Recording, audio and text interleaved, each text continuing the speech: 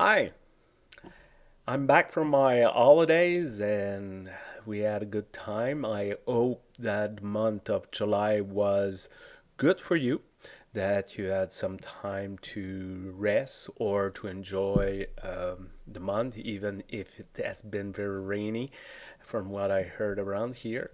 And I hope that if you're taking your holidays in August, it will be great too.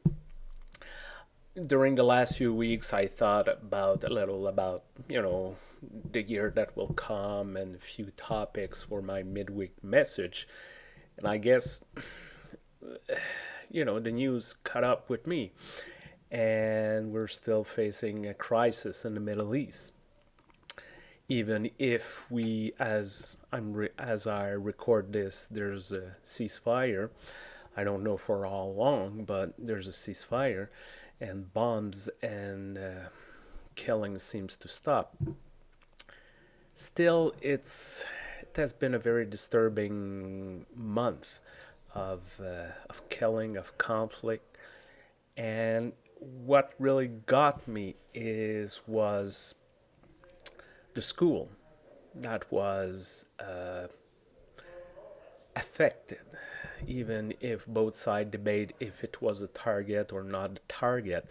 It remains that some kids died because some bombs hit some schools, and United Nations schools, three schools, run or subsidized by the United Nations, has been touched in 10 days.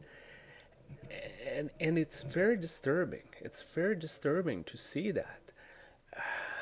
I read a comment there lately, and it was a bit sarcastic, but I think it touched something. And the person said, you remember the time when schools and hospitals and churches were considered off limits for war? Man, these were good times. And yes, it seems that in this kind of conflict, where it reached, it reached point that everything seems to be fair game. Because what Israel says that we're there to get against Hamas and their tunnel. Schools, children, unless I'm very, very naive, usually children are not full-fledged member of Hamas. And there's not that many tunnel going through a school. But it seems that it's almost okay. It's almost okay. It's almost like a kind of, you know, that's their fault. They should not have started this conflict if they don't want to kill children, and everybody is blaming everyone. So nobody seems to step up and said, no, if you don't want to kill children, you don't kill children. That that's an absolute no.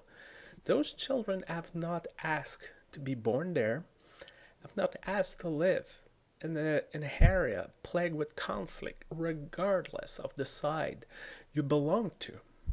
These children haven't chose that. As an adult, if you're in the military, if you're an organization, paramilitary organization as Hamas, you signed up for it, you knew the risk, you know, it you can have compassion, but at least they're adult, they made their choice. But children, no, they haven't made any choice.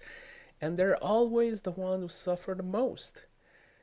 And I don't know if this ceasefire will stand, but I can be pretty sure that's not the end. You cannot have this kind of violence and hoping that everything will settle down and everything will come back as if nothing happened. So there will probably another episode. And I'm wondering if it's going to be worse and worse and worse. And what are we going to do about it? Once again, remain silent or condemning something with words, but not really. Uh, Looking at our government that seems to be following Israel all the way, and Israel cannot do anything wrong, and one is totally right, the other is totally wrong. I don't know. I think there's on both sides, and even saying both sides, there's more than two sides here. On every side, because there are a lot of sides here, there's something wrong and right in every side. So maybe it's up to us in our own limited way to say to our government, to say to our official, enough blood. You know, you can side, you can whatever you want, you can pick your preference. Enough blood, especially children's blood. This is enough. They might not listen to us the first time, the second time, the third time. But there's one thing politician and leader understand. Election day, that polls, that they understand. And so if we voice our concern about that against that kind of atrocity, they will have to listen eventually, one way or another. I hope this ceasefire will stand. I hope we will learn, as human beings, we will learn something from this. I hope we will be vocal when we will say, enough, enough of this, enough of this. That's been enough. Have a great week. Let's pray for peace. Let's pray for a better world.